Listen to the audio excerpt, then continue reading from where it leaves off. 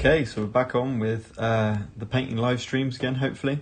Today it's Kilgore's turn tonight, and hopefully this will run okay. Slightly different internet, not quite as fast, so fingers crossed we'll get this done. I wanted to do a few things. Kilgore again is going to be quite a different one to paint. Looking at his cards, we're talking about a lot of armour, a fair amount of metal. So this is going to be one where the lead belcher is going to come out big time. I also wanted to talk about a few different things with the contrast as well. Oh, that's a really nice tail. I've only just noticed this tail.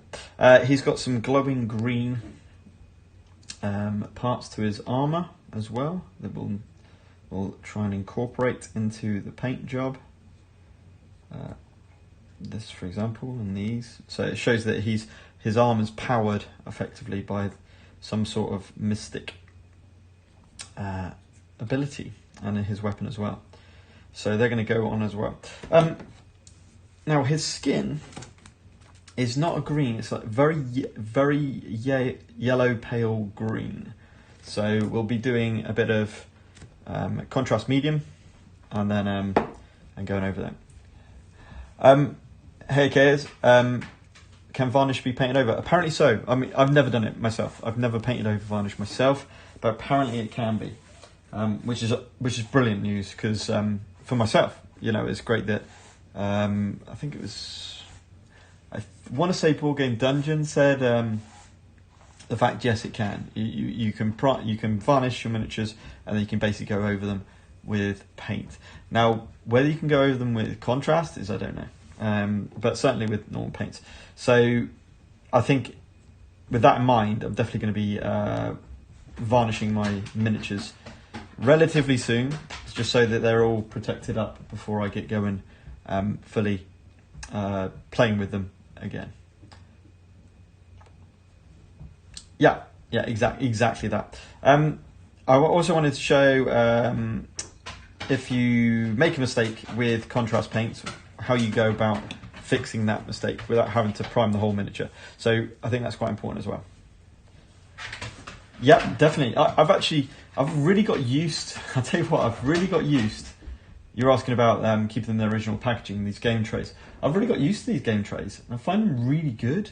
I can get them out. They're really. I love the fact that these lids have got a really nice fit.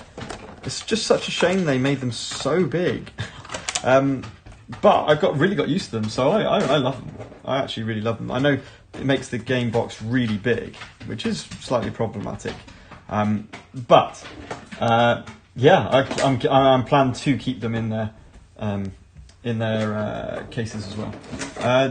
If they would chip, or if you need foam. No, I don't think you need foam, because they're not clipping.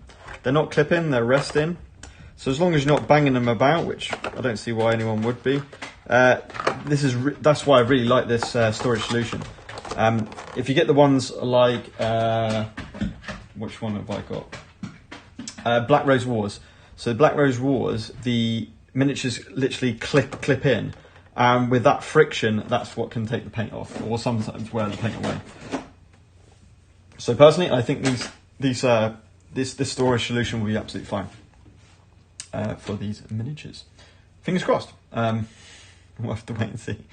And you got to remember, it's about friction. So foam's not guaranteed not to wear away your paint. If you're getting them in and out of that foam all the time, that can also wear away the paint as well. Hence why varnish is probably a good idea in most cases to go for.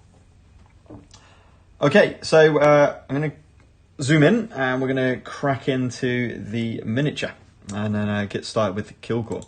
As I said, Kilgore is going to be a lot of metal, which should lend really well to the lead belcher kind of contrast medium that I kind of technique that I use on all the miniatures so far.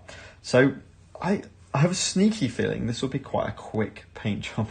I say that now. I'll let you know in about 2 hours' time when I'm just painted all the lead belcher on. Maybe that'll be the case. We will see. We're going to start with the skin first of all, though, because I really want to get that skin a good colour. Oh, okay, yeah. So what I'll do is I'll basically put the contrast on thick with brush marks and let it dry.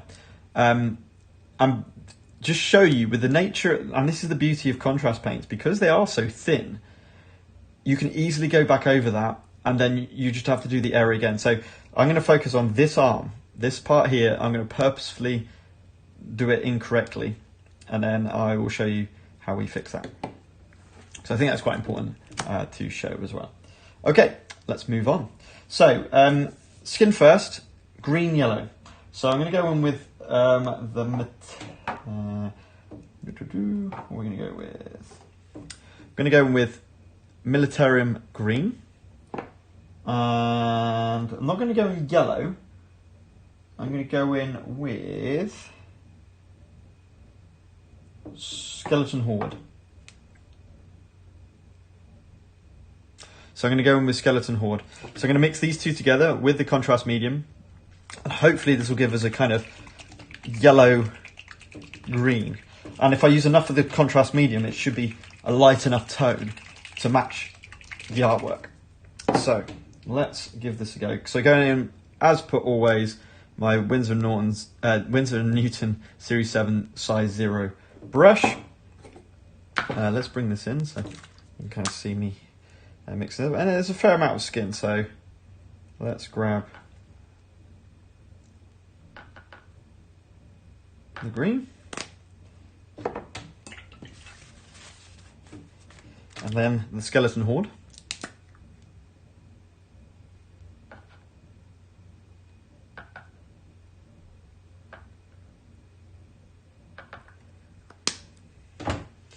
Give that a good mix. Now it looks really dark. You can test it out on this. You see it's relatively dark green. So now we need to lighten that up. I think it needs to be more yellow. Let's chuck some yellow in there as well. let's just play with it until we find the right. I think even more. Oh, that's going the right. That's going the right way, and you can kind of see the colours that you're mixing. Hey, Board Game Dungeon, how we doing? I think we need some more yellow.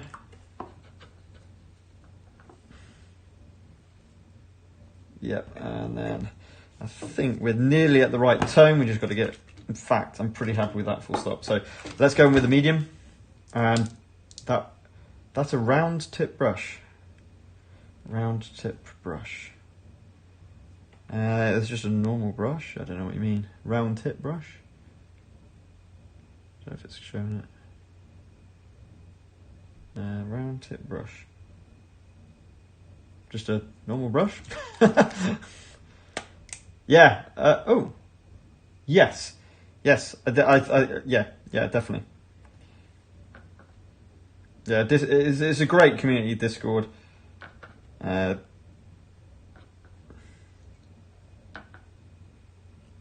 Plenty of this.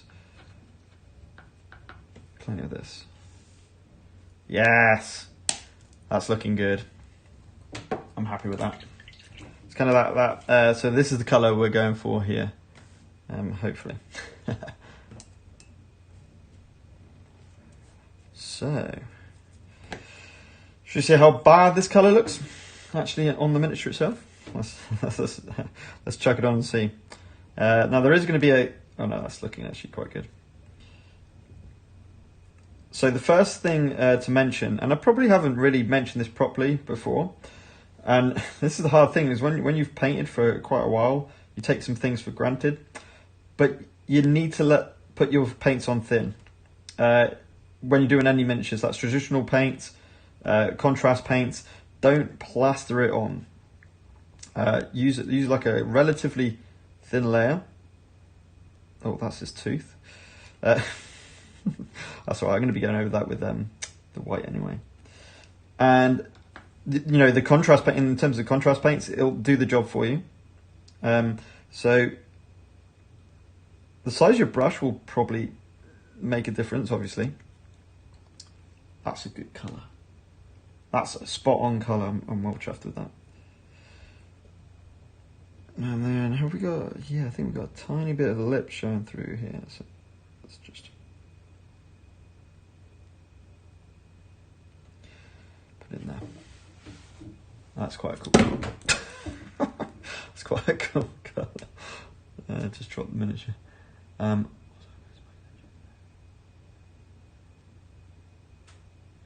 Oh, sweet. I didn't see them. Oh, yes. No, I did see them. They were in the painting techniques. Yes.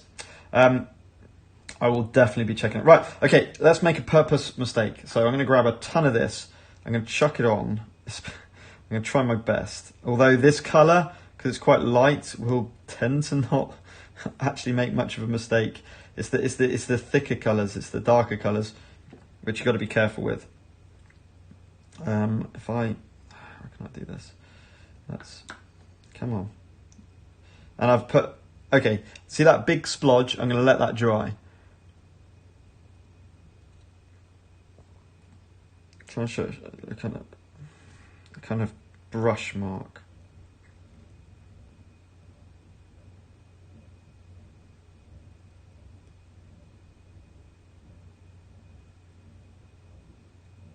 There you go.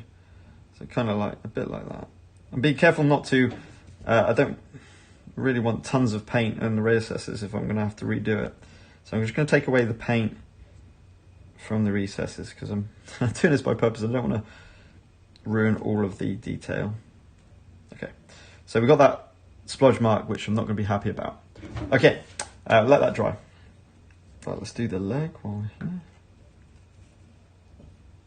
And if you do put quite a lot of paint in, just start spreading that paint around, and don't be afraid to take the paint off the miniature. So literally go to the kitchen roll, take some of that paint off, and then you can start to move the paint around. I think that's the key with contrast.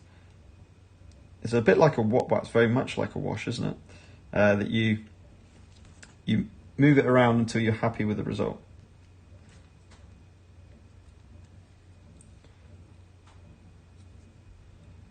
So you see he's got a kind of muscle tone there. So maybe just add a little bit up here. There we go. That's good. And then, is that all the skin? Oh no, his neck. And then we've got his neck over there.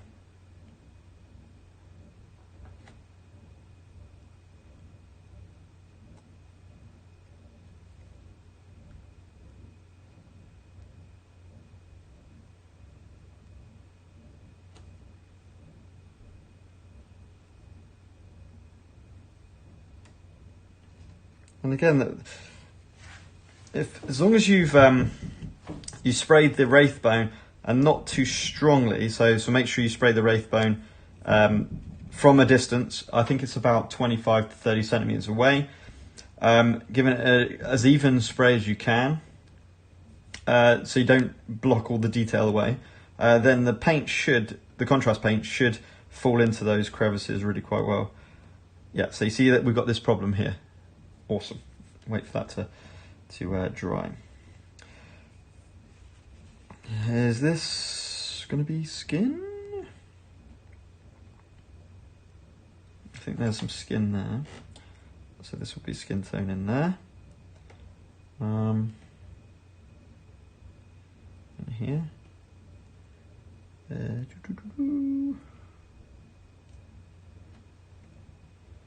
don't know if this is skin. Yeah, I think probably. Again, I'm not too worried about getting over the around it because most of this is just all armour.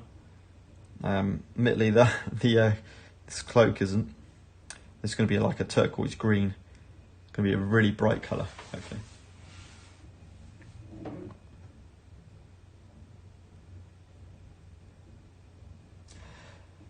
Yeah, you said a splodgy brush strokes. Unless you've got a large area, I mean, the worst case I've had, let's see if I can find it, is probably Marius. Whereas if you look really carefully, you can see the kind of strokes. Is that what you mean? But as you apply it, if you keep kind of like, if you keep brushing down, if you watch my Marius video, I do this quite a lot when I put it on. You tend to get rid of those strokes. Now people have said, and rightly so, you could basically, if you've got quite a lot of strokes, you can go back with traditional paints and kind of start to layer over that, and that will completely eliminate those strokes. But ideally, you don't want to have to go back and repaint your miniatures. I'm trying to avoid that. So I think that's what you mean by when you say the strokes, the brush strokes. I mean, I had to have a real good go to put that little mistake on this arm. Otherwise, it's pretty much bang on. So it's, yeah. I avoid finding the contrast, actually. Depending on the detail of the work. Yeah, flat areas, 100%.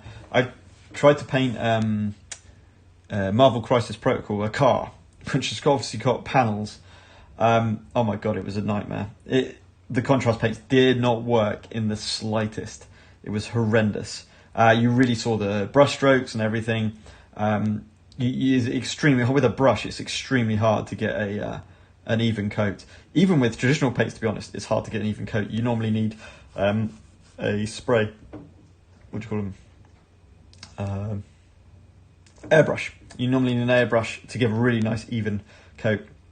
And I've seen people using like videos on airbrushes, because it's always something I've been tempted by is airbrush, but have never got one. But yeah, it looks amazing. Some of the things you can do with an airbrush, especially like cover large quantities, large areas, and take it from there.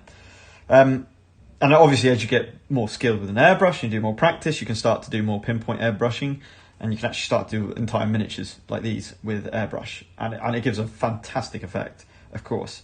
But that's just more investment and everything else. I just don't know if I can, number one, afford it, and number two, take the time to learn a new skill. I don't know.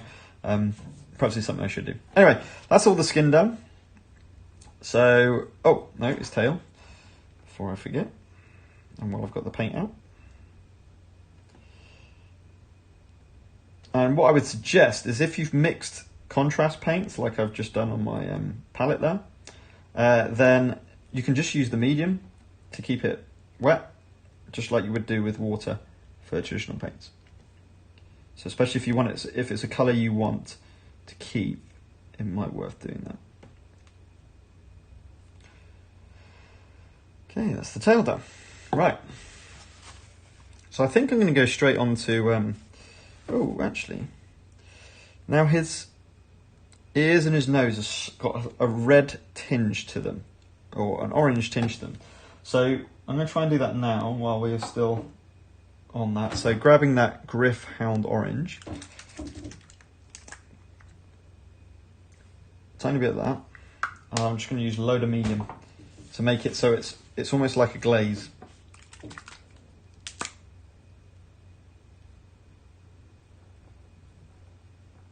There we go. So we got that medium on there. I'm gonna now try the ears. So chucking them on the ears, and you see, it's almost like a wash, like a contrast wash, if that's possible. Even though contrast is kind of like a wash anyway. Oh no! I've just gone over all of the paint of the tail. Yeah, never mind. I'll sort that out in a second. And the nose, of course.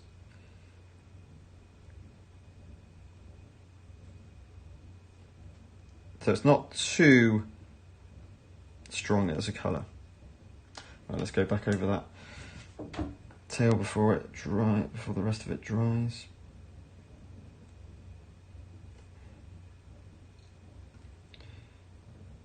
And always be careful of those getting the wet parts of that. Now I think actually, if I'm looking at the art, while I've got this orange, there's a bit of orange. Oh no, we're redoing this anyway. I'd put a bit of that orange against the elbow there, because that seems to be hitting, and the knee. Just to give that hint of the worn area of the skin, because I think that's what those are trying to show. Okay.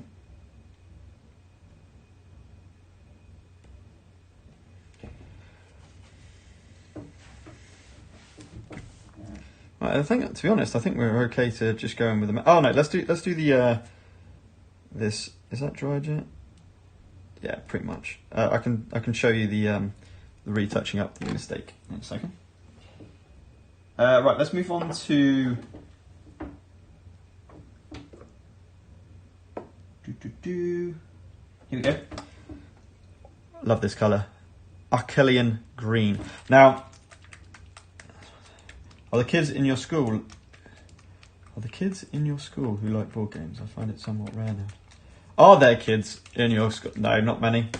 Not board games as such. You get like what do you call it, like Warhammer. Kids who like Warhammer and 40k and stuff. More 40k actually, to be honest, than anything. My experience of schools, or Uno, like card games, like real simple quick games. Uno is a huge favourite, and some RPGs actually. Rather than board games, I would say RPGs, quick games like Uno, and 40k and more the Warhammer style games. Not so much board games. I've tried, but yeah, and you do get some that really do enjoy it, and they're going to take it forward. And you know, I've had some of the pupils literally played like Cyclades before, as an example, and then bought it. Got parents to buy it, and then have played it with them. So yeah, you can definitely get. I think once they get into board games, like any of us, they start to take a bit more interest and can follow it through. But yeah, I would say 40k still more popular. I'd say RPGs like D&D again are more popular, which is really cool because those are really good anyway. Look at that! I love this colour. I know it's really bright and vibrant, but you know, I think Kilgore. Yeah, D&D. Yeah, like I say, D&D is pretty popular. I would say, especially with the especially with the slightly older ones.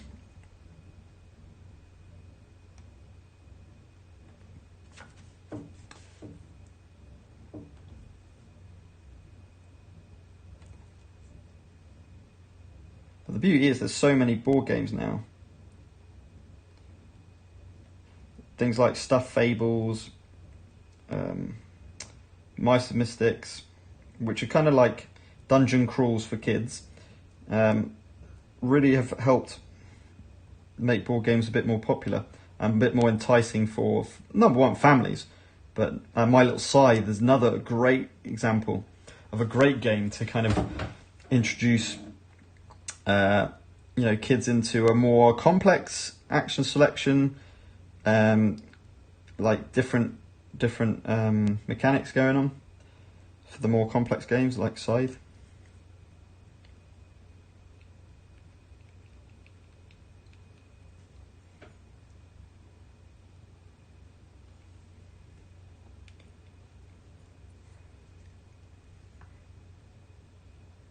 But with my own kids, so Charlie, who's nearly 4,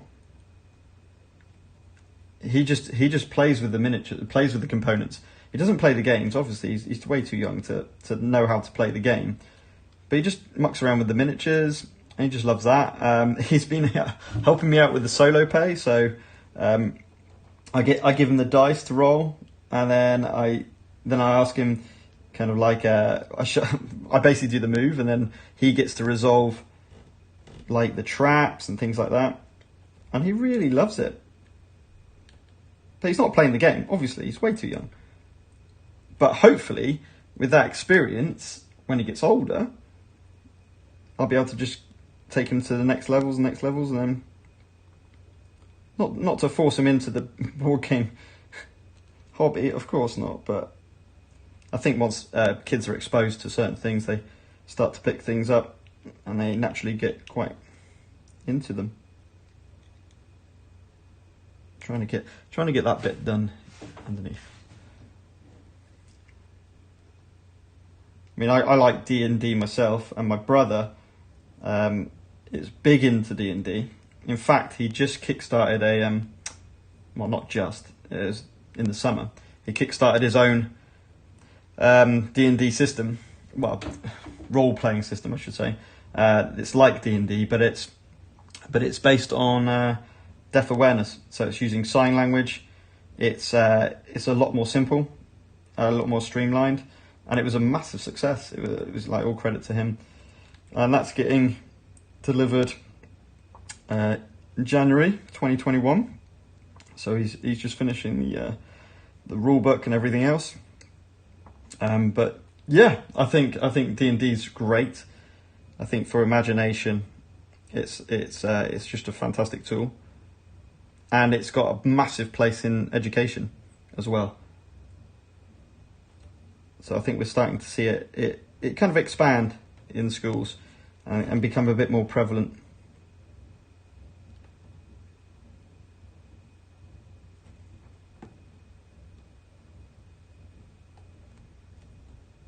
Okay, awesome. So that's his skirts done. Oh, look at that colour. I love this colour. It's so clean. Myself, in terms of D&D or role-playing games, I love the Star Wars Fantasy Flight version, the Edge of the Empire. They did a few. So good. Because it is pure narrative. It's not like you roll a d20, you add on your attack, and then that's how much damage it does, and then you take that away from the armor class, and you got all these rolls and this maths to kind of work out what's happening. It works on a pure narrative basis. So you roll dice, and it's just successes and failures, and then you can basically do whatever you want, and then the DM will say, all right, I think that's quite likely. It's a relatively easy test. They'll give you just a couple of dice to go against. Or if you're doing something outrageous, especially that you're not specialised for, it'll have a lot of difficulty linked to it. And you just, basically, the more specialised you are, the better your dice pool is on these unique dice. They're very much unique to the game. But it runs really well. It's so good. Oh, look, he's looking all right. So, should we do this arm before I do the metal? So, if you make a mistake, you've got to redo the area, ideally. You have to do the entire area, or it looks wrong. Especially if you accidentally put a little bit of a second coat over the first coat, it'll just look wrong. So, getting your Rathbone paint, and as I say, make sure you got a pot of this if you're spraying with Wraithbone to be able to do any touch-ups. Make sure you use the water with it, because it's a normal paint. So I've added water to that. And then go back over the whole area.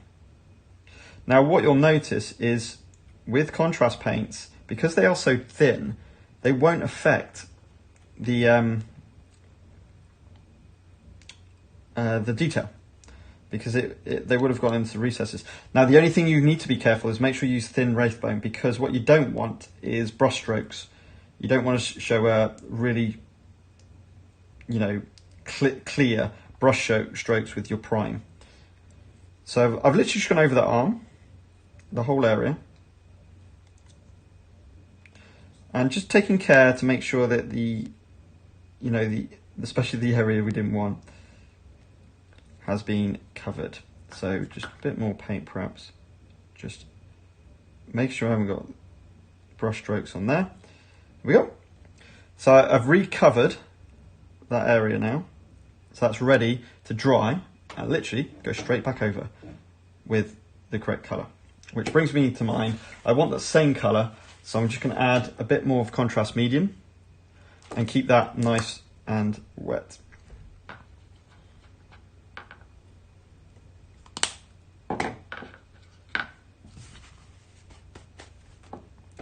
Okay, so I think we're ready to crack on with the metal, which is the vast majority of this miniature. It's pretty much everything else now. Hang on. Hand. So let's do the hand a minute. Now I have gone back over all the miniatures which I had to do the fingernails for. So I've redone all of the fingernails, or literally put in the fingernails for all of my miniatures that I've painted so far. And that's just a case of just getting normally Wraithbone and just get it really watered down.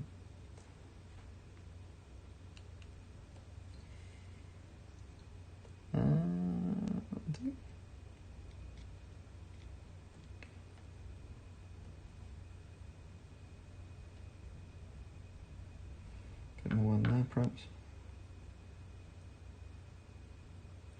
Okay. Nearly forgot his. Oh, has he got a foot? No. Okay. It's because he's half mechanical.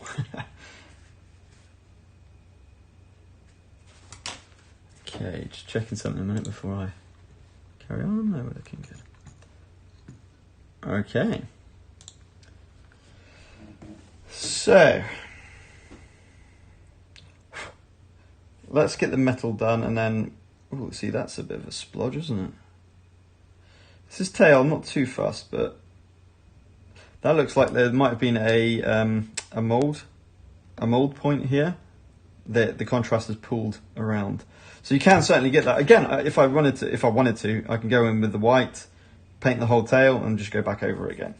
I'm not going to bother, just because it's on the underside for one, so we're not going to really see it, and it's a tail, so there might be slight inconsistencies with that anyway. Right, metal, normal way. Lead belcher, I still haven't got any more of this. Really getting low on the lead belcher. I'm going to increase my brush size to my 4.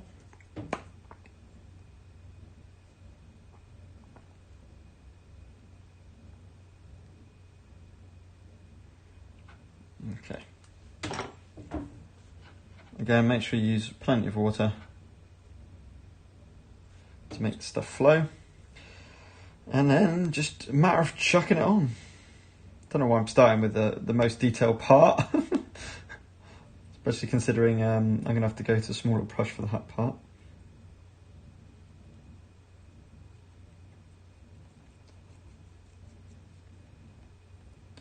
Yep. So again, all of this will be metal because I will be going over with contrasts for the different shades, the different colours of metal. The armour itself, I'm thinking Wildwood, I think, or Kilgore Brown, I haven't decided which yet. For a nice deep brown metallic colour.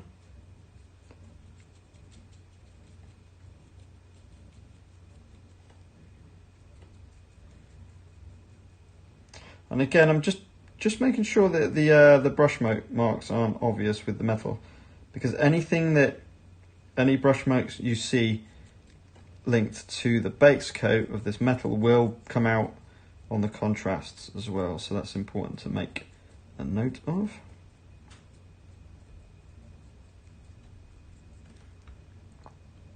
Alright, let's just spread this paint a little bit more.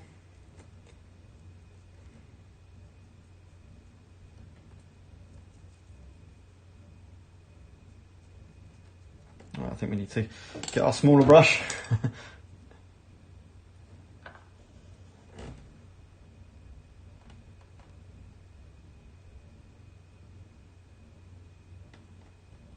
What is that, like a broken bit of metal?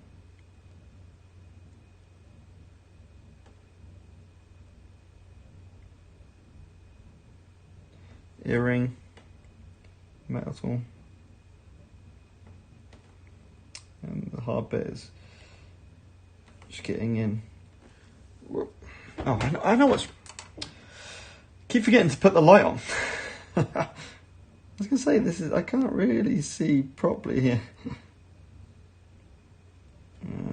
Is that metal? That jaw part? Yes, it is 100% metal. That's metal, that's metal, that's metal, that's metal. Everything is metal.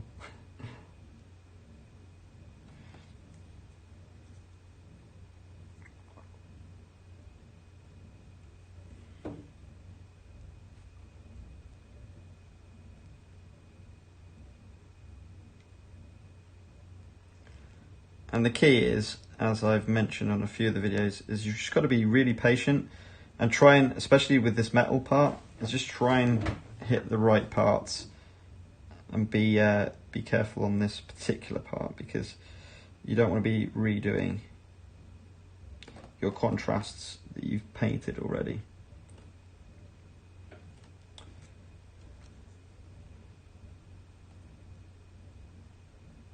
So it's going to look like a plastic metal toy. Hopefully, after I've finished this lead belcher coating. And then, as you've seen before, the beauty and the final result is in the contrast paints you put over. That's where the magic happens.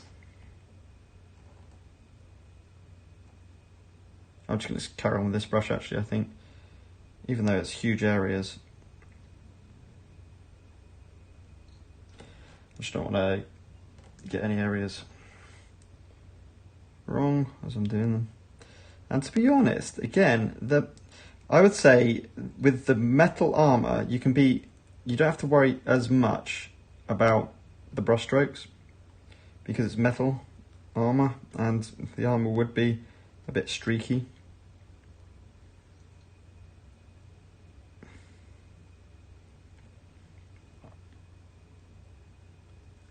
Now, I think that's one of the kind of gems.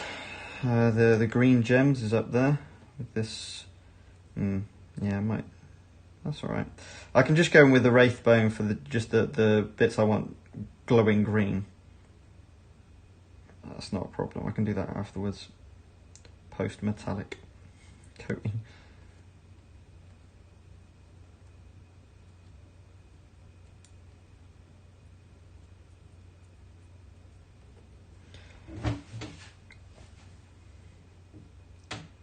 I think, what new contrast paint did you buy recently? Wildwood. Wildwood was the only, after your recommendation actually, Board Game Dungeon. After, what a recommendation. I love that colour. It is a great, oh no, did I just go over this?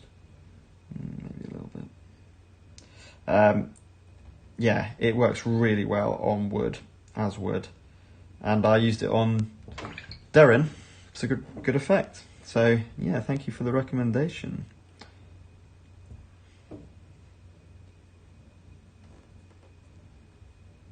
I just went over the skirt there at the top, so I was just using a bit of water just to get that metal off. Oh. Try not to throw your miniature around. But I was very lucky.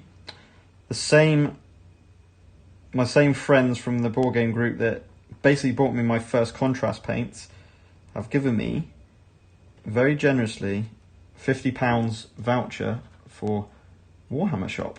So I think I might have to. I definitely need a lead belcher, but other than that, I might invest in some more contrast paints.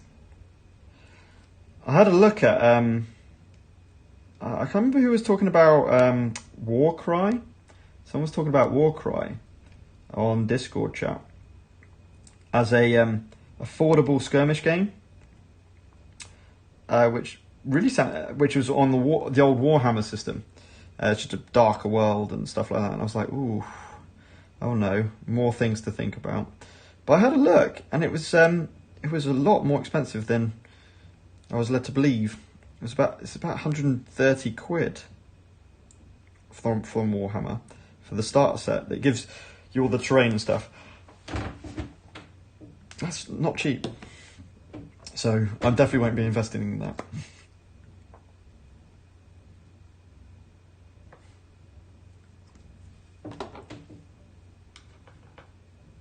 Oh, that's right.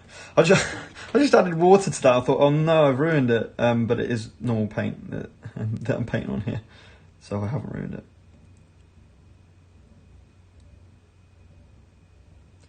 Tell you what, I'm not being. Oh dear.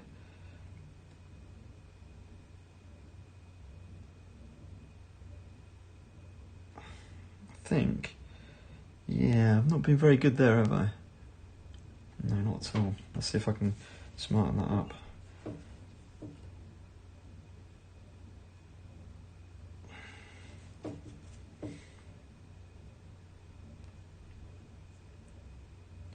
Not very much, no.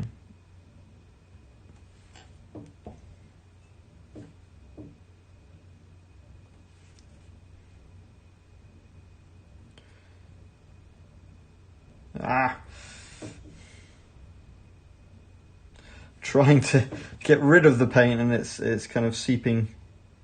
There we go. It's all right. Not perfect, but it's okay. Right, let's go down here.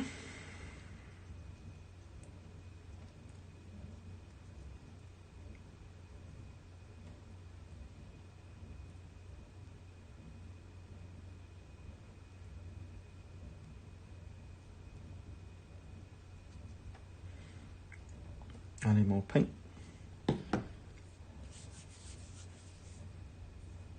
Oh, £80. Right, yes, please, Board Game Dungeon. Not that I want to get into it. I haven't got space for anything else.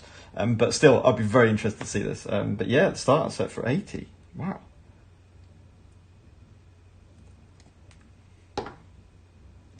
And did you say that's everything you need to play it? I think you said that as well, which is just crazy.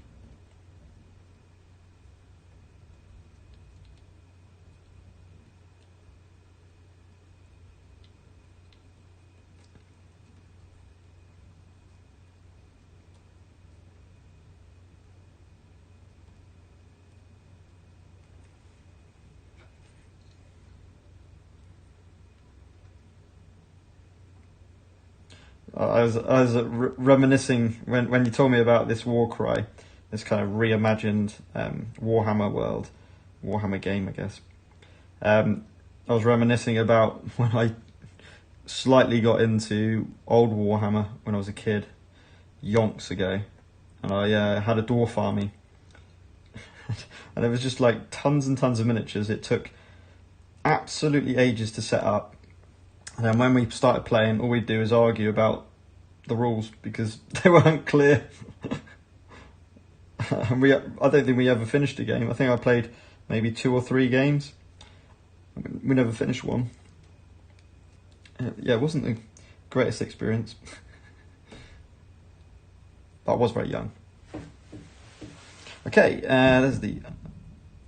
He's looking pretty cool. Oh, hello. I've forgotten an entire part of his armour here.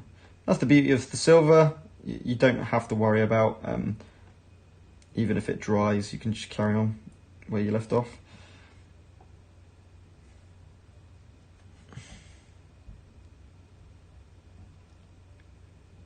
What? And loads of scenarios for everything you need, to be honest. Yeah, that'd be cool. Thank you, Board Game Dungeon. Appreciate that.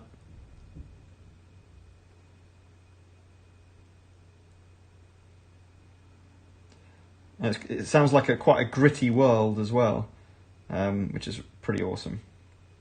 It's just not all Imperials ruling the world and everything else like that. In fact, I was speaking to the guy at Warhammer shop, and I said it sounds very much like Necromunda, and he was like, well, it is quite similar to Necromunda actually, just in the Warhammer world, which is pretty awesome because I do like fantasy over space. I do like fantasy over space. So to have like a fantasy version of Warhammer sounded pretty cool. Then I was listening to a podcast and they talked about what was it? Frostgrave, maybe? There's a agnostic rule set for a fantasy game, which apparently everyone plays, but I've never even heard of it. Now, why was Why I was thinking of that was for Joan of Arc. Turning Joan of Arc into a miniatures war game would be pretty cool. But it does depend on the... I've got to be a little bit more careful here. It does depend on the rule sets, of course, and everything. And to be honest, Joan of Arc's got a really good battle mode. If you want to play a kind of bit like that. Decided to strip one of the ones I had done because the test I did for Wraithbone Primer was just bonkers different. Versus Vallejo White. What do you mean was bonkers different? What, Wraithbone? Oh, what, the white was very different. And in terms of the contrast going on the white? What do you mean? Was your Wraithbone not working for you? Not quite, Chris. I'm not quite sure what you mean. Do you know what? I'm just going to paint over the gems, and then I'm going to use the Wraithbone white to the Wraithbone paint to go over that, so I can pick out the details.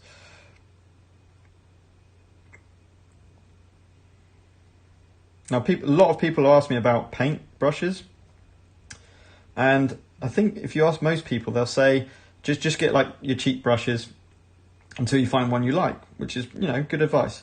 However, they're entirely different. Yeah. No, I agree. I mean, I've used some different paints for contrasts, mainly because Wraithbone was so expensive. I was like, well, can I use a different primer that won't cost me the earth every time I had to get one? And I basically, what did I get? I just went on Amazon, looked for the cheapest white primer I could find. Like people have talked about Halford's primers, very similar to that. And I used Zenithal actually while I was doing the contrasts. And no, it doesn't. The colours do not pop as much as they do for, I think for Citadel's primers. I mean, they've done, I'm sure there are other primers out there, of course, but you can get Corax White, Wraithbone, and Grey Seer as your kind of three paints, your three primers. And it does say on the can, ideal, I think it says ideal for contrasts. So you just choose whichever primer you want your colours to be. Do you want them to be really bright? Then you can use Corax White. Do you want them to be kind of warm, like I like these miniatures to be? Then Wraithbone works best. Do you want them to have a slight dull tone to them? Then Grey Seer. So you determine what kind of tone you want your paints to have without losing any of their vibrancy, if you see what I mean. Now, using a different primer, as you say, Chris, perhaps that makes a big difference in terms of the contrast paints and how they work.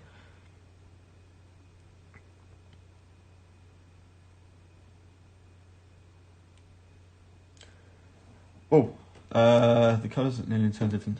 Vallejo isn't cheap, say. Oh, okay. Small bottle. Oh, okay, you got an airbrush. Yeah, fair enough. Yeah, sounds perfect. I mean, you know, a can of Wraithbone spray, primer spray, is about £11. I think it's about £11. And, you know, there's a fair amount in there, to be fair. I painted all of my SFB bar. I would have painted all of my SFB with one can, definitely. But yeah, I'd say it goes a relatively long way. It's not tons and tons of paint, but yeah. An airbrush usually gives me a thinner coat than spray paint. Yeah, I guess it's more control, right? And I know a few people that use an airbrush to prime their miniatures, especially for Zenithal. You can really focus where you put your paint on effectively with that. So yeah, I know a few people that use their airbrushes for priming to great effect.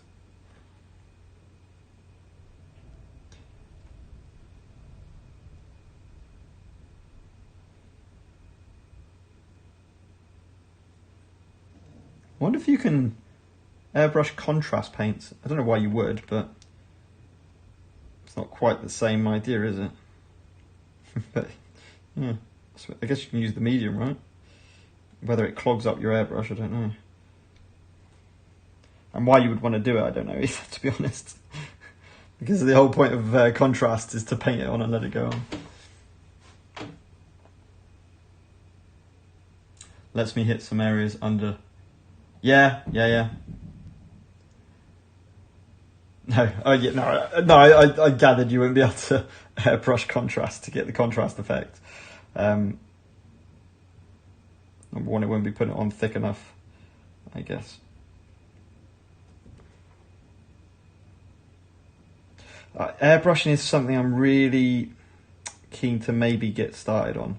There've been some discussion in the chat about like different ones, and obviously the price difference with airbrushes is just massive. So if you get a cheap one, is it going to matter? And then you need the compressor. A lot of them don't come with a compressor, so you're going to have to buy that separately. And it just seems like a big investment for something that I'm not 100% sure will be any better. But for example, the Joan of Arc Dragon, I mean, I just used spray cans to do all the base coating. I could have got such a better result if I had an airbrush. And I saw some examples that people were using airbrushes, and I was like, oh, that would look so good. So for the bigger miniatures, yeah, I think airbrushing can work really well.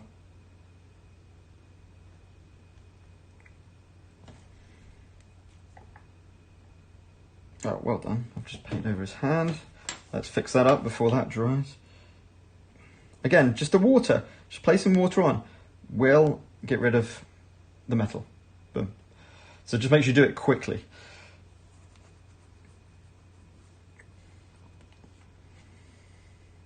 Or just be really much more careful when you put it on in the first place. And then we can see the white arm that I'm going to be redoing.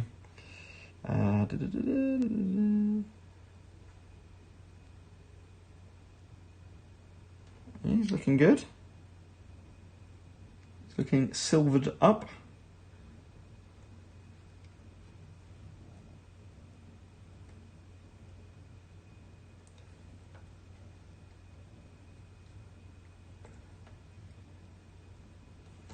A little bit in the hair.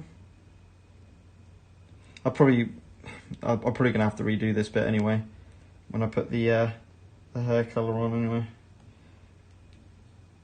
But while I'm here with the, what's that on his back? That's hair, isn't it? What is that? No, that's skin. Oh right, that should be skin colour.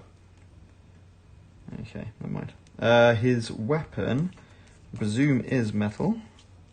Got a picture of that. Not really. Oh yes, down there. Yeah, metal again. So let's get the.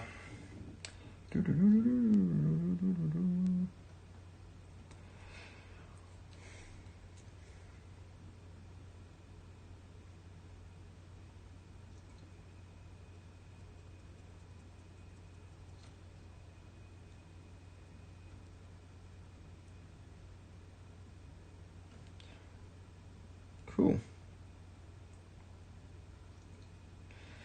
Next bit.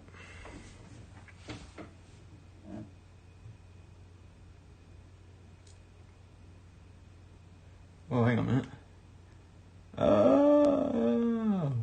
There's loads. What's your favourite character? Timon.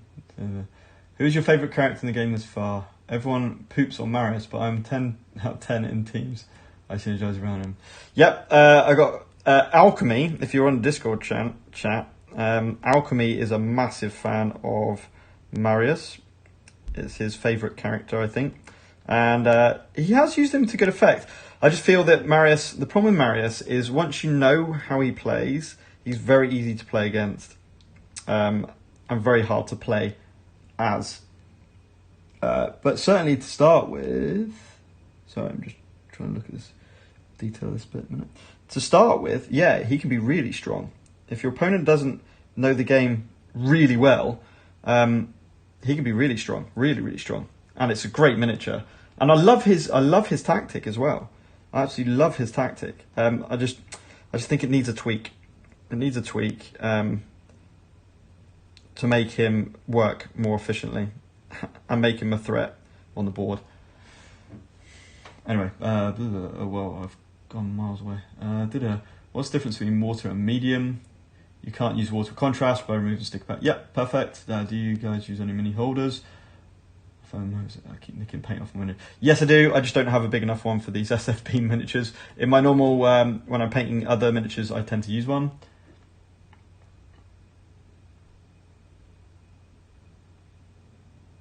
Yeah, people do stick them on top of things. If you've got a flat surface, you can use blue tack or sticky tack, whatever you just called it. So yes, that could 100% work as well. Sorry, let me just crack on with this.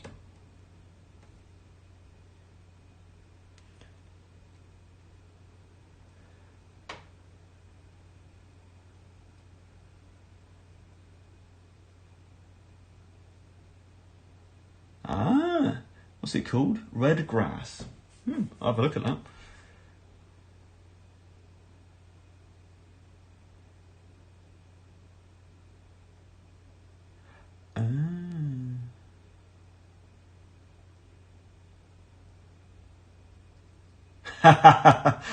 Oh, you're gonna get in trouble, Chaos.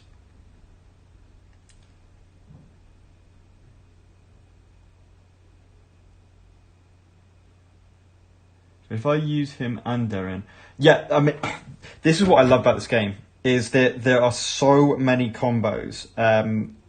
You can pretty much combo any character to another character, pretty much.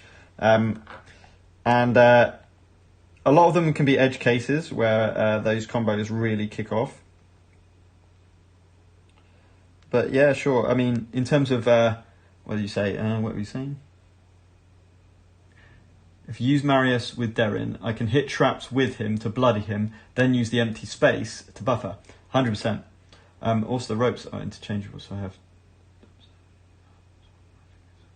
Okay, yeah. Not sure I agree about the mobility. I mean, it depends, right? Because there's so much... I would say so many reactions that change movement in the game, and that's why you can't really just look at one character and their mobility. Sure, Dugrin is slow. Sure, Kalel is the fastest character in the game, if you take them by themselves. But as soon as you chuck in reactions on other characters, things like Arquette's swoop, things like we've already mentioned it, Nevermore's placing an ally next to them, Darren's reaction. You've got Wrath's reaction, Corvash's reaction. So many of these things enable movement, and that's why it's all about the combos that the characters do, rather than the individual character. But I've mentioned about Marius before on my videos when I talked about the components of the Kickstarter, that he's brilliant. When he gets leveled up, he gets all the dashes and everything else. Not level up, sorry. When he's bloodied, he gets all the dashes and everything. He is the highest damage outputting, highest mobility character in the game. Absolutely phenomenal. But if you know that's what Marius does, then if he's bloodied, you're not going to leave him alone. He's the high target. Now, what's great about that is you could use reactions on him to keep him bloodied, to keep him alive if you can, things like that, of course. But with only 3 health remaining, and no defense, he's an easy target. And anyone who knows the game and is playing against Marius, if he's bloodied, you don't care about objectives in a way, unless it's going to win your opponent the game. You just take out Marius because you do not want him hitting you. Also, remember, the opponent's discard pile is available to look at any point. So you look, if you're playing against Marius and he's bloodied, you look into your opponent's discard pile. How many of his cards, Marius's cards, has he used? How many are in the discard? How many do you know has he got in his hand or not? And again, this is where the advanced players will really start to come in their own, when they'll know every character's cards off by heart. They'll look at the discard pile and they'll say, right, you've got a potential of you'll have this much percentage of having this, and this card. So I know that I can leave you alone. Maybe, let's say, for this turn. I know you haven't got this reaction, so I can leave you alone for this turn, or whatever it might be. Or there's a chance you've got this card, which means you'll take out 2 of my characters in the next turn. I need to make sure Maris is out of action. So what you'll see happening as players start to get into the game more and used to the game more is they will look at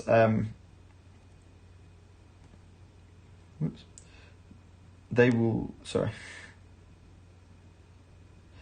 look at the opponents they're playing against and their discard piles and play against their discard piles in a way, if you see what I'm saying. Now, obviously, you may not know. And looking at discard pile, especially if it's a small discard pile, might not give you any idea at all.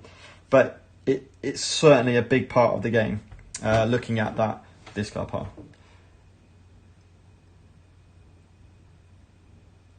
So if I continue to apply scoring zone pressure, you have to attack him, leaving my other characters, or he remains on the board, serving his purpose. Oh yeah, definitely. Without a shadow of a doubt. If he's bloody, he is a target, and he is a high priority target, so you have to deal with him 100%. But he's not that hard to take out. I think that's the point. 3 damage. I mean, 3 damage is a potential trap. 3 damage is a lot of people's attacks. If it was 4 damage that you had to do, that might make it slightly different. Yeah, he has move and dash on literally every card. True, I'm not saying he's not mobile. He's definitely mobile, but aren't his dash moves, aren't they relevant if he's bloodied only? I actually find Raph to be the weakest in the game, as poison is predicted on dealing damage. Yeah, again, I really want Raph to work well. I would perhaps argue he's got the best reaction in the game. Being able to jump too is absolutely huge and can certainly win you the game many times. But he's very weak and squishy. He can get around the board quite easily. But you're right, yeah, poison is, you have to deal damage to do it, poison, right? Yeah,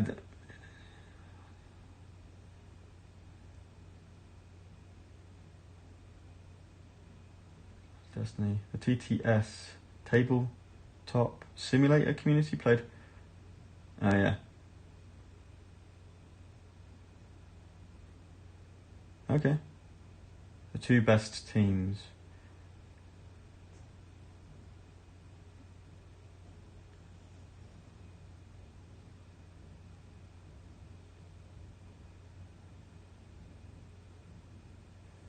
Would you leave him bloodied? Well, no, I think the point is, Chris, that you wouldn't attack him. Unless he's in a full scoring position, then you would use pushes and pulls to get, as you would do for any character, and then you just wouldn't attack him because you don't want to do the damage yourself. So that relies on players to kind of go through traps to deal damage and to try and bloody their own character. So I mean, that is just my opinion. Okay, I know that other people have said about Maris as well. But a lot of people do like him and use him. I'm not saying he's bad, it's just in my experience. He's just quite hard to really to tick off because, yeah, if you've got a Maris on the board, if you don't have to attack him, leave him. I think that's the key. And then he won't be bloodied, and then he hasn't got the abilities of his cards. Let me just... I just want to check. I know this is a live stream, but part of the live stream painting. But if I grab Maris's cards, just want to check how many of his cards rely on him being bloodied, because I've got a feeling there's quite a few.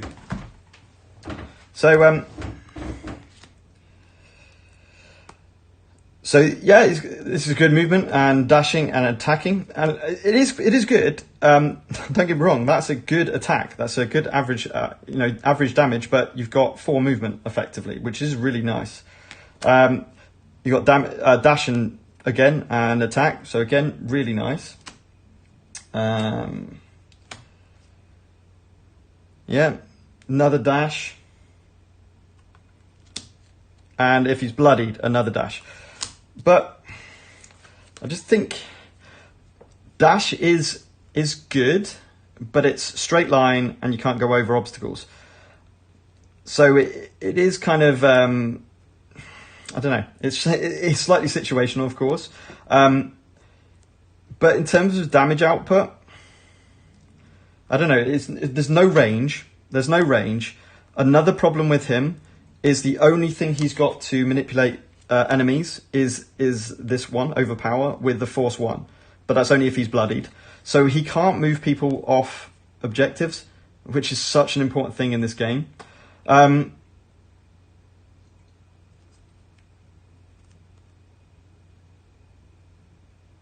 Blue cards or MVP. Yeah, I mean, that Ravenous Bite's lovely. That's a great card. To dash 2 and then do attack for 3 is really strong. And then this is, yeah, Stalk the Prey, which is this other one, is really good, is really nice for movement. So yeah, I can see the fact that moving around the board, he is really, really good. Looking at this, I mean, okay, it's dashes, but still, that's still movement, right? Really, really nice. As I say, the problem is without being able to move opponents is really quite important. Of my experience in the game anyway. Again, I'm not an expert at this game, and I'm certainly not one of the best players in this game. I can guarantee that. So, oh sorry, not even seeing the cards. But, I don't know. Getting your opponent from scoring is just as good as pushing them. Well, taking them out. Obviously taking them out or moving into... For control, yes. But there are quite a lot of... there's a lot of scoring conditions that you just have to be the first to be in that position. So you have to take out the character. Now, he's got half decent damage output, which is always good. 100%. Yeah, definitely. I agree.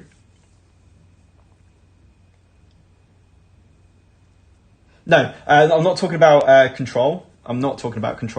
Not necessarily about control. I'm talking about having them in trap hexes, having them in deployment zones, having them adjacent to statues. There's a lot of those objectives challenges to get. True. Yeah, I'll concede he's definitely got movement, and I think he's definitely got a place, and it depends on how you play. It's just from, and you could be right, it could be yeah.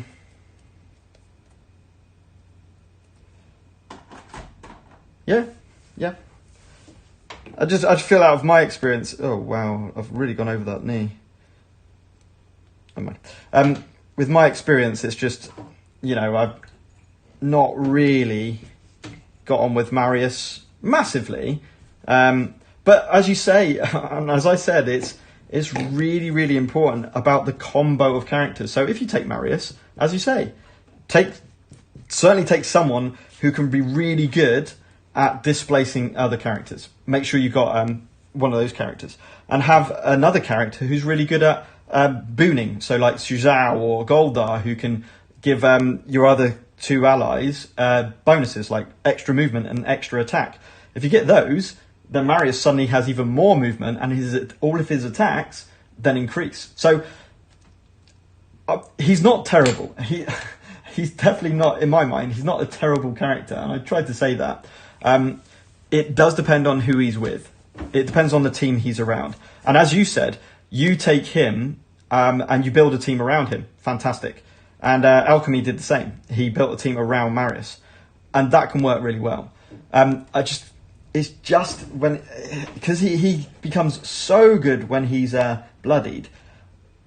I just feel that if that could be just a bit better, that would just make him that much higher in tier. Yeah, exactly. Just, you can build, like you said, if you can build a team around Marius, he can work really, really well. I don't think there's any doubt with that. But you can say the same for pretty much every character, I think. And I think you're right. I think Wrath is seen as one of the weakest characters in the game. Definitely. But as I said, he's got a supreme reaction card. I think his reaction card is just ultimate. It's so good. But then can you just rely on that one? Also, I think doesn't he adjacent character get 2 unblockable wounds and then he goes over to an ally? So again, he's got some really nice ones.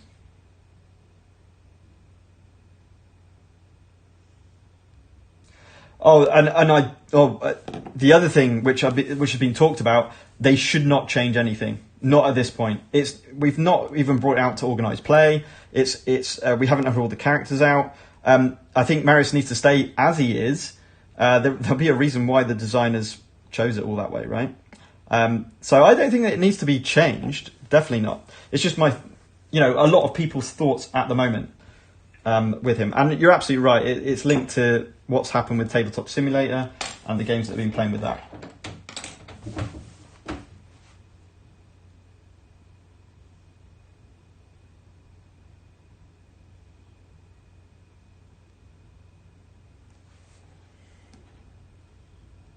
But yeah. Right, I need to sort out that knee that I've completely gone over with lead belcher, which was a bit of a mistake. And also, if you ask me with this game as well, is its strength lies in in the casual side of it. So I think, just play the characters you really enjoy and don't worry about, as you said, the meta and all that stuff. It's not about that. It's about, I'm going to repaint this whole bit, by the way. So again, because I've ruined that part of the leg, I'll be going over that leg completely. Need to pay more attention.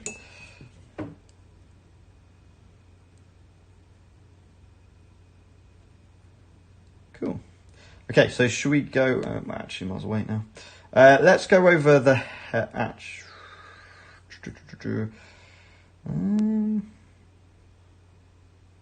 Is that all the metal done first? I think that's all the metal done. Awesome. Okay, so I'm going to do the hair next.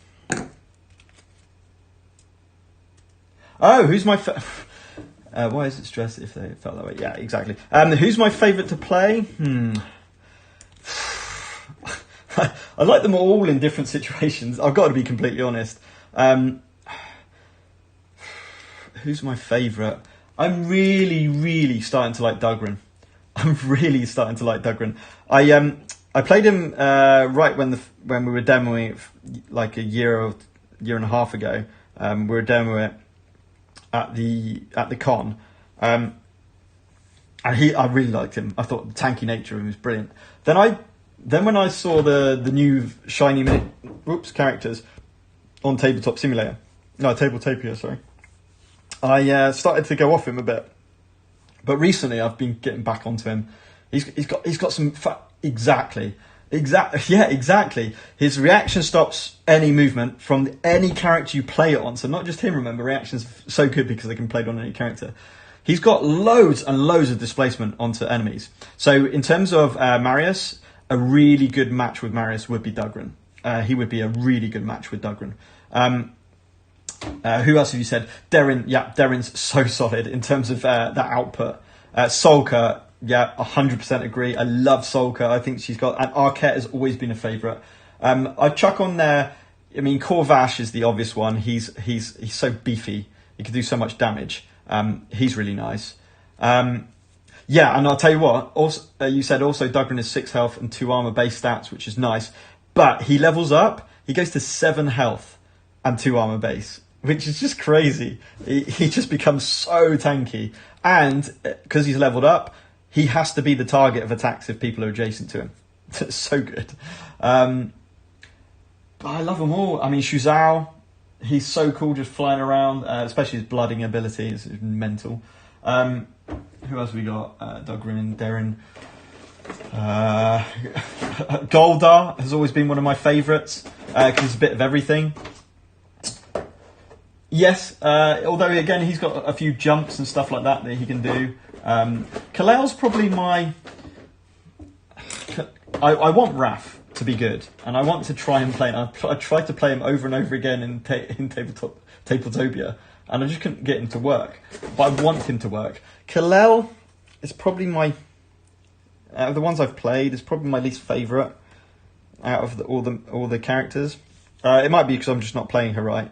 But yeah, she's my least favourite of all of them. Who else we got? No, Nevermore's awesome. Taze is fantastic as another brute.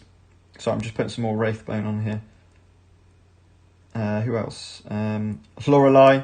I love playing her. So to answer your question, I don't know. I think Arquette would have to be my favourite character.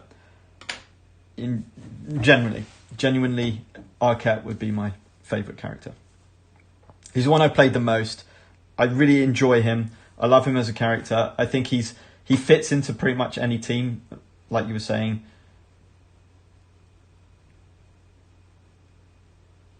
Yeah, good point. Wrath is when you see 0 other teams. True.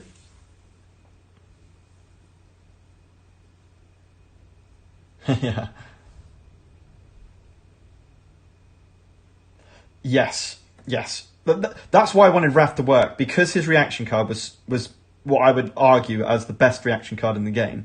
I just wanted him to work, but then you're looking at one card out of 18 in your deck, so it's very situational. Now, whether or not you could chuck in Lorelei with Wrath, the problem with that, you've got 2 quite low health characters, but then Lorelei's, if you can level her up, then you're likely to get that reaction card fairly often, which could make it absolutely mental.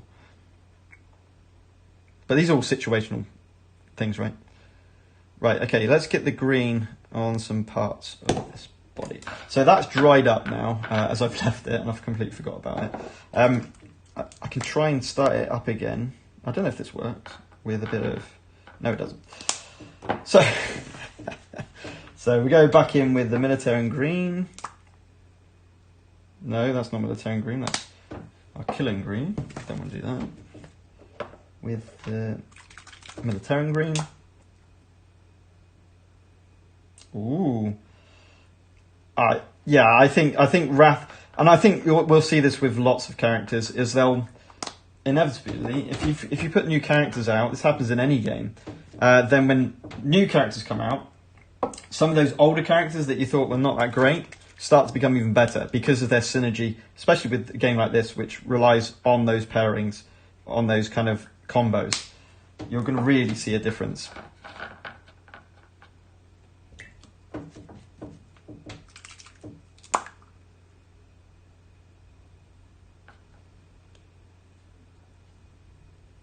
And that's King Alistair, not King Arthur, as I said back on the day. But yeah, it's going to be exciting when these new characters come out, and they will. I'm sure they will change the game up as more and more characters come up to the fray. They'll do different things, change how you play the game. It's going to be very exciting. Right, so we're going back over this now. And as long as you haven't left ridiculous brush marks on your paint job, it should go over just like new. And just be sure to... So what you do is you just use the brush. You just keep brushing until you're happy with how the contrast is pulled. So obviously the light would shine onto this part, so that would be kind of straight. Then perhaps here as well. There we go. Now we're going to do this bit, which I forgot about, because there's this strange, I think it's where it was glued. There's this like line going down there. I think that's where it's glued.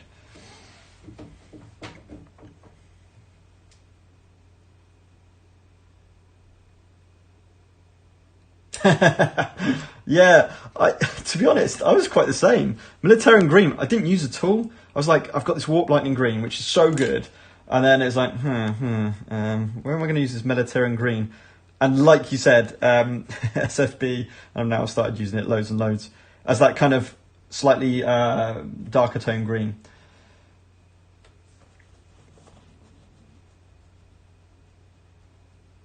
Oh, the green flesh recipe. Should we call that officially? The green flesh recipe. It's I don't know how many parts. 2 parts Militarian green, 1 part skeleton horde, and 1 part a Yandan yellow. All mixed in with, I would say, 2 parts contrast medium to give it a lighter tone. There you go. Brilliant. And then what I've done here, AMC, is I've just used a very medium, used a lot of medium on an orange, and done the kind of nose and the ears, which it shows on the art. Is that dry? Yeah, we'll say that's dry. So the bit I put lead belcher all over his knee. Again, I've just gone over that area again, and then redone. And it'll work fine. It'll honestly work fine, because that is the beauty of contrast. They're so thin to start with, they're not going to use up the detail of your miniature. So you've got that ability to go back over it with a thinned base coat primer, and then go back over again with contrast.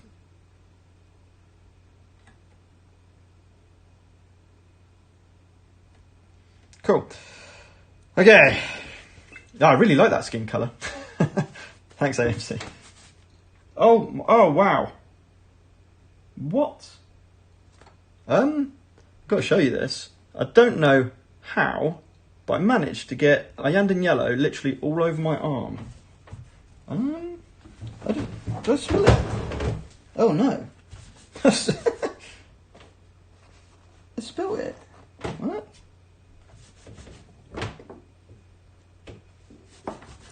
Sorry. I managed to spill Yandan yellow without realising I had spilt it. Huh. Interesting. What? Okay. Never mind. So weird. Right, let's do the hair next. So it's a really dark brown. So I'm going to do Kilgore brown for the hair, which is a really nice deep brown I've used before for a few of these.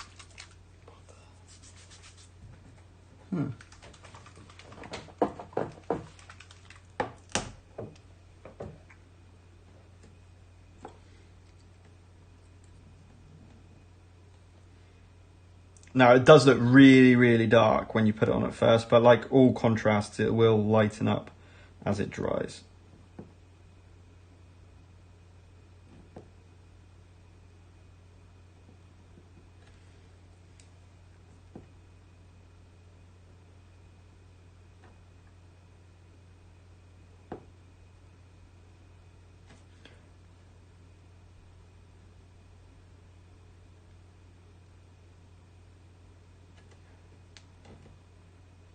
And by the way, Chris, I love your passion for Marius. I think that's what matters.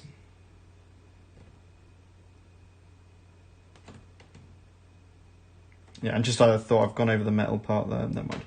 We'll just redo the metal for his headband. I'm just trying to do this as careful as I can, not to go over that skin tone.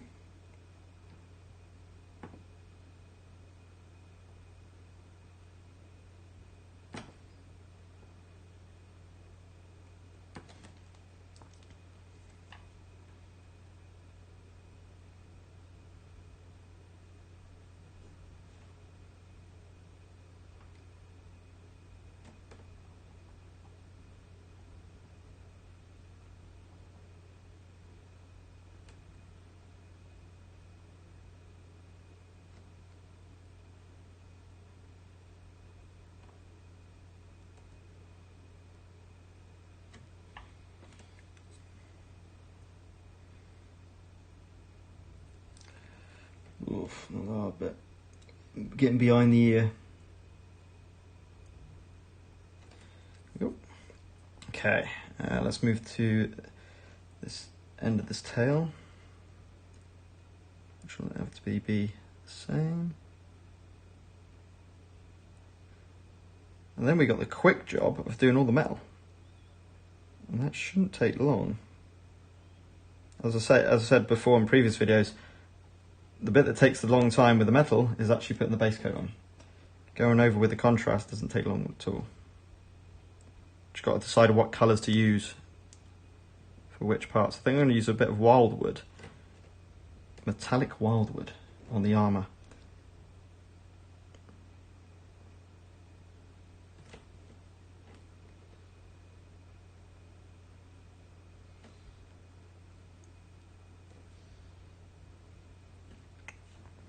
Okay, looking a bit more like Kilgore. This looks so cheap plastic silver when you do it first. It looks horrendous, to be honest. But you know it's going to come out all right. I do like that turquoise. That's nice. A nice bit of colour pop. Right, let's go into the eyebrows with my smaller brush. So my Kalinsky. It definitely wasn't this small when I first had it. I think it has lost a few bristles, but it works quite well as a detail brush. So we're going to go in the eyebrows now.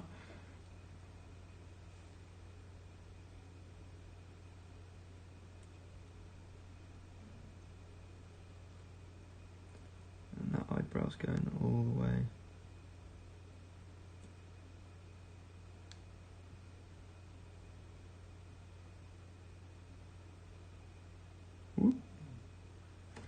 I've gone over that a bit.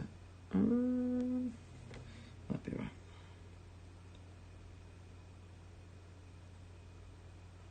I really do appreciate these miniatures having the detail kind of really easy to see.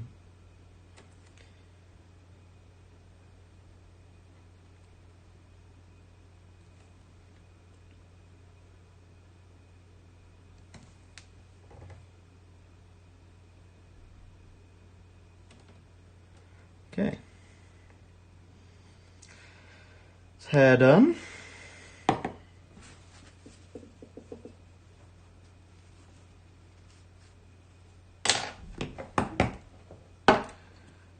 We still need to do obviously the metal, of course. Teeth wise, I don't suppose I brought with me. We've got the Nong oil as per normal to do the teeth and the mouth.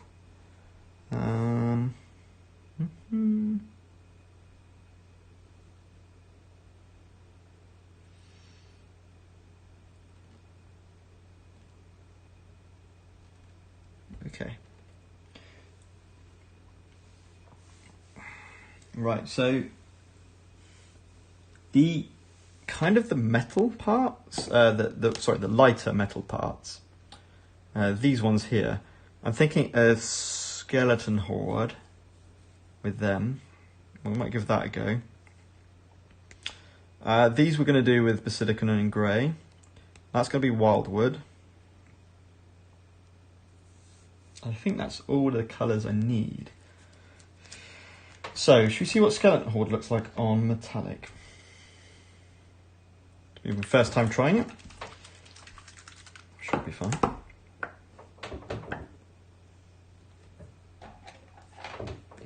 So we'll go with these. Oh, hello. I've just noticed something.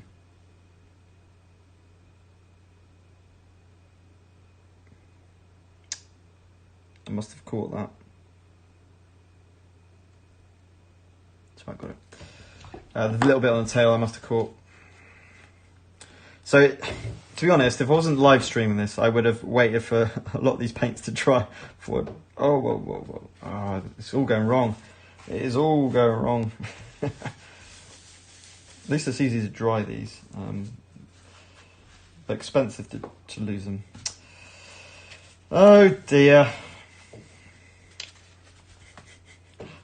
I don't have my palette, my saviour wooden kind of board that I paint on normally.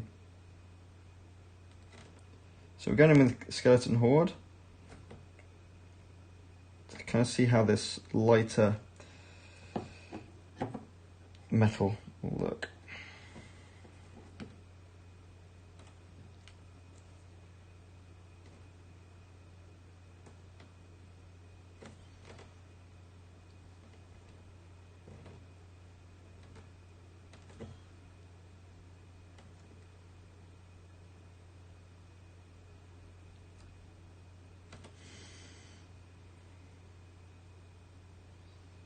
Yeah, I think that'll work.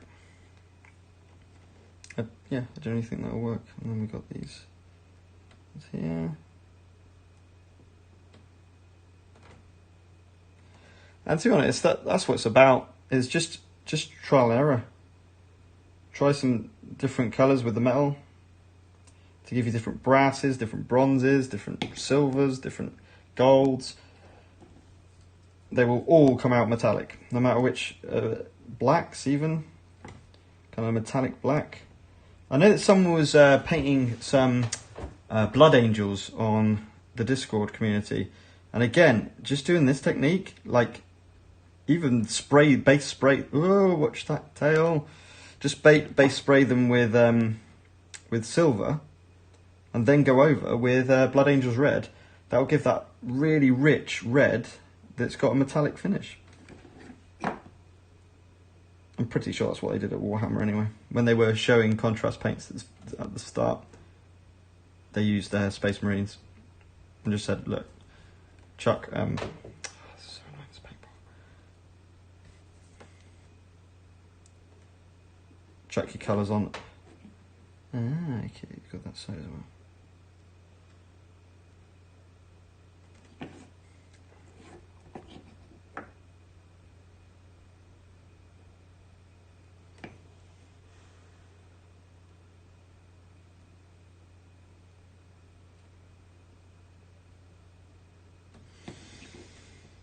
Yeah, that's nice. That's nice. That's a pretty similar colour. I'm quite happy with that. So let's keep going with this colour down there and down here.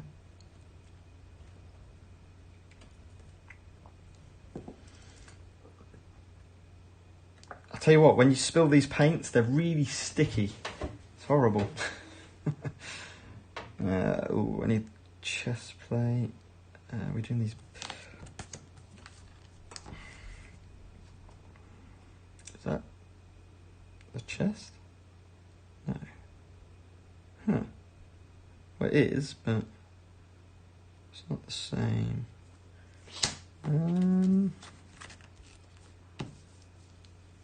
Yeah, he's got. In the art, this is this chest plate has got trim on it, but it doesn't in this particular mold. It looks like just like a plate, so I'm just gonna keep it as a plate. I think I might do all the straps in this color anyway. I've kind of done them as metal straps now, so let's have all of them. Now you might want to put those as kind of snakebite leather. Would be quite nice to put those as straps, but I'm just going to go in with those. And then that bit will be it's a bit different. Let's put that. I'm just starting to use some parts of them. The arm. We've got the arm we can see. If not, we'll just do it a bit random. Parts of it, these different colours. So let's have silver, and then we'll put this bit as this colour.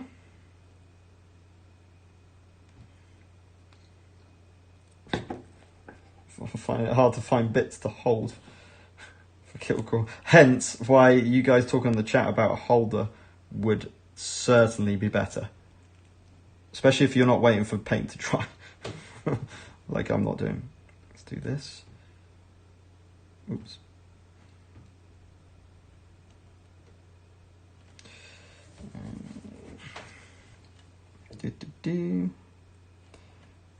Next, let's...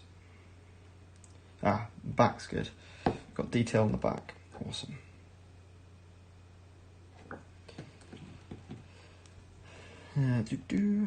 So just literally using this on all of the kind of detail parts of the metal.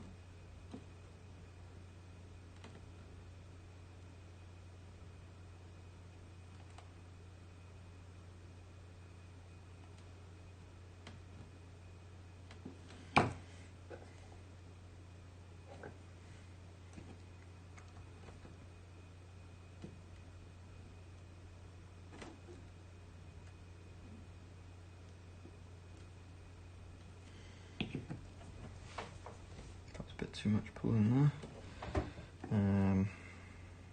Those things around his, they'll be this colour as well. I can use this skeleton whole horde for a fair amount of the metalwork actually. So we're going to do these spikes.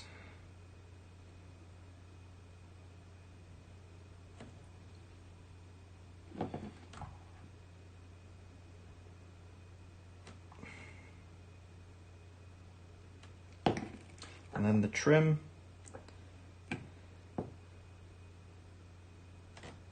Whoa.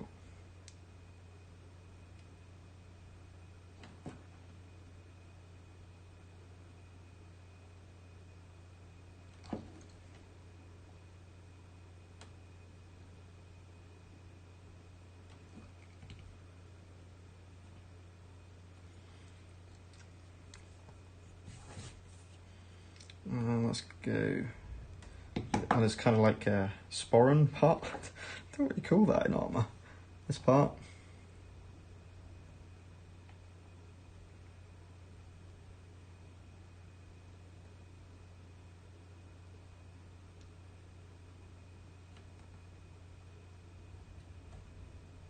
This bit. There's the leg. Let's do that next. Maybe do the inside of that as well. I mean, I'll tell you what would be quite nice for this would be a nice coating of Agrax Earthshade. If you're doing the metalwork, just dirty. If you wanted to dirty him up and make him a little bit more like in the art, I'm quite keen to keep him nice and bright, like the other miniatures, to really pop on the table. And I'm just choosing different panels to be different colours, make it different.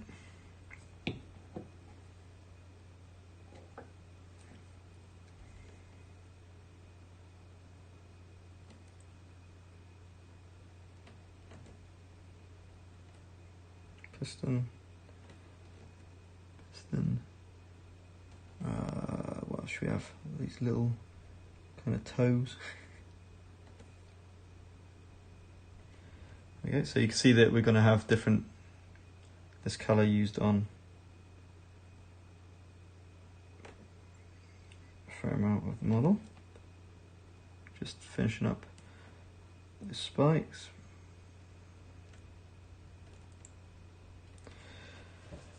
Okay, let's do the arm, I think, next. Oh yeah, the foot. Let's do the foot before we do the arm.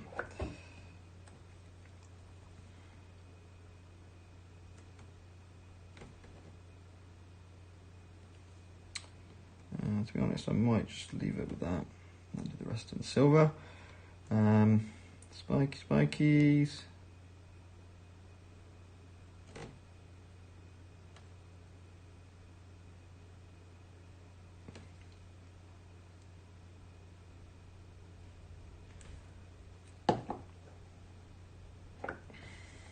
Trim.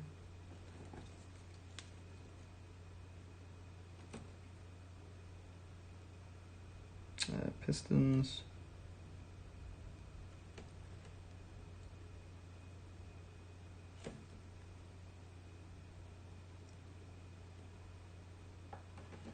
Oh.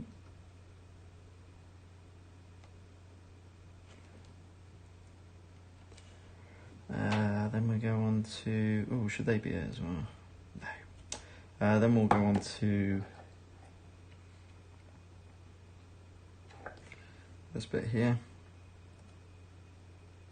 Again, I'm going to put the white into those to do the proper glowing green. The warp lightning green. Just get that properly popping. That'd be awesome. Now I spilt this. This yellow. Sorry, the skeleton horde. It's really sticky as a pot, which is not nice.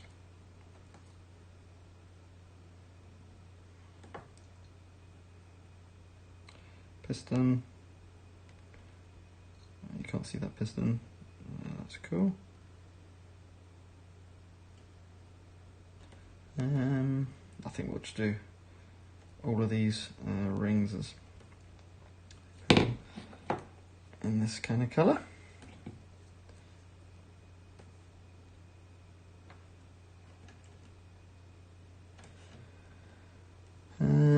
Right, spikes again.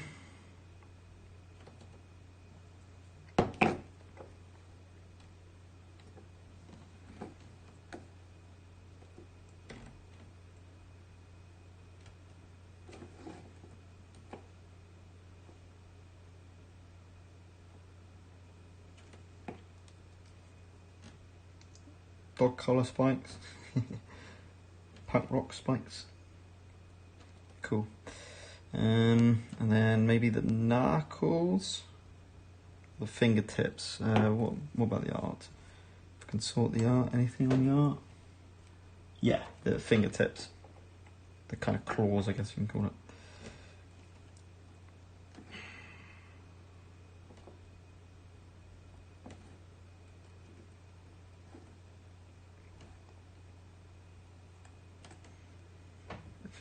It's funny.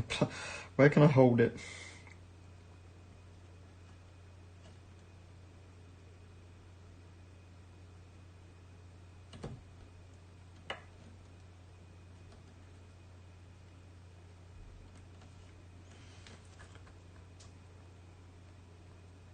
Okay.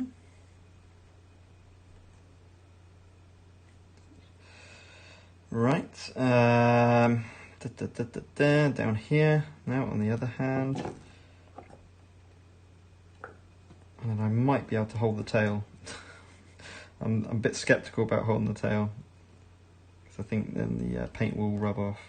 It's not dried fully yet.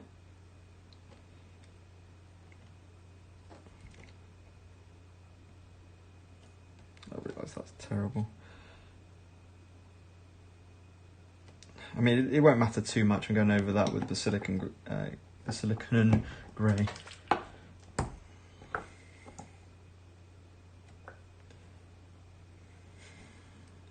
Right, spikes.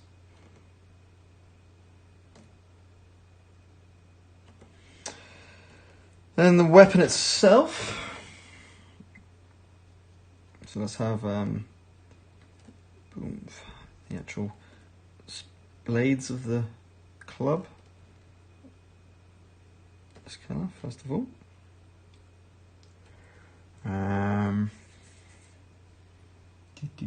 Spikes. Oh yeah, the spike. This is so annoying.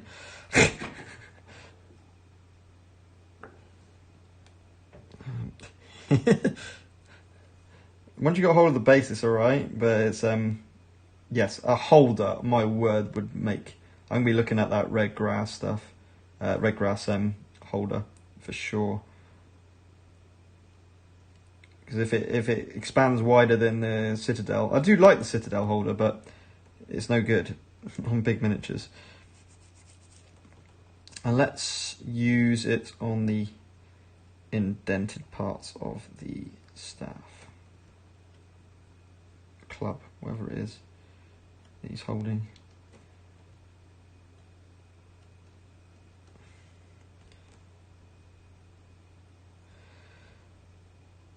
Okay, I think I'm happy with... Oh, hang on, his jaw. Yes, his jaw needs doing. Last bit, with the skeleton horde. Oh, I shouldn't have done that. Oh, you plonker. So you can see here, I just grabbed hold of that. It wasn't dry and it's come off a little bit. Never mind.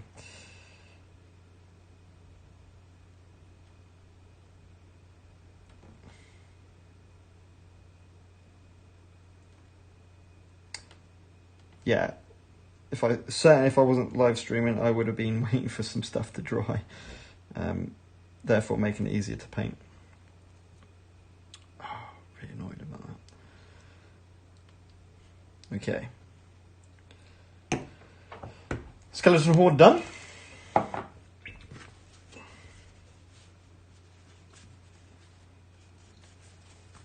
Oh, look at that brown! How that brown's coming out now. Love it. Do love that. I'm going to just try and touch that just quickly.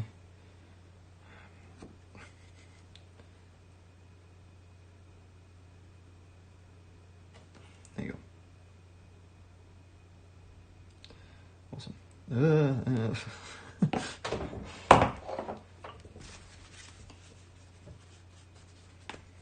Okay, so I think that's it until the wildwood, wildwood,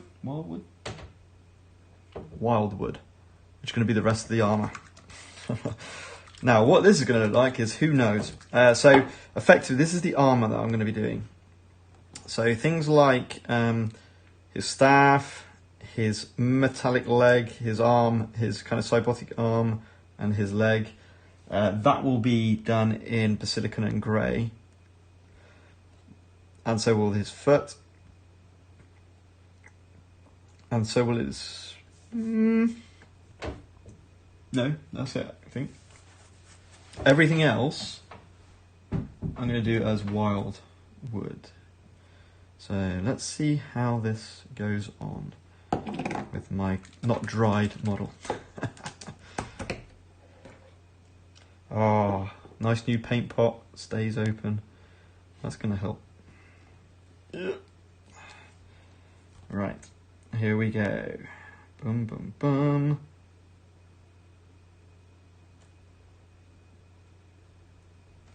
I've got to be careful not to go over the bits I've just done. So this could actually take a little while.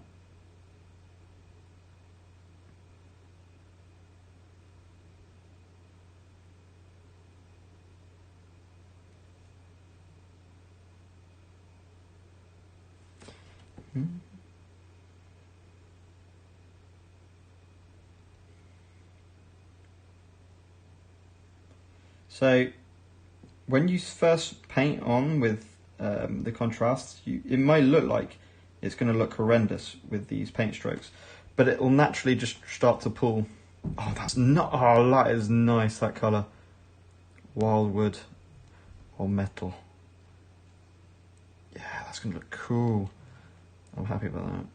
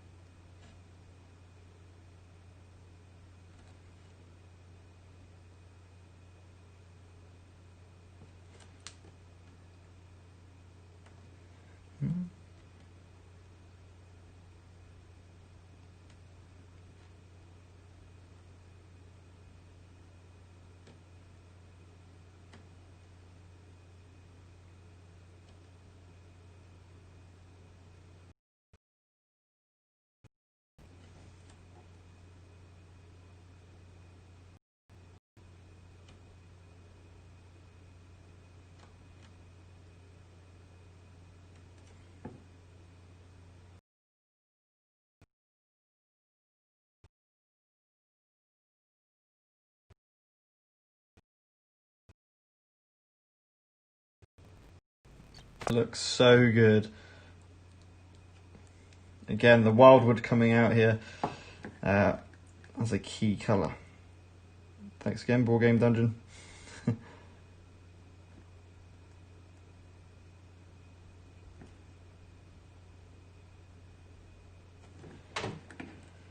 Trying to hold different parts.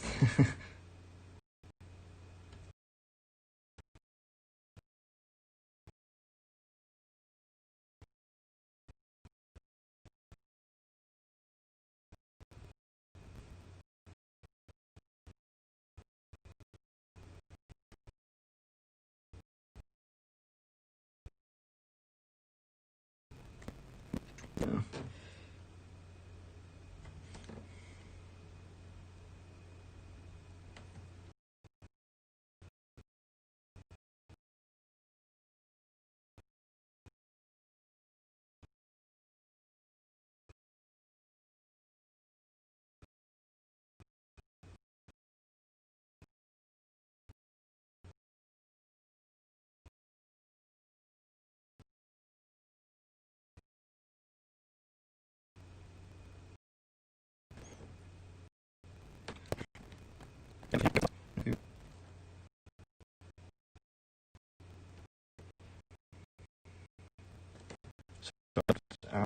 Uh-oh. Oh no, it's gone again. Has it gone again?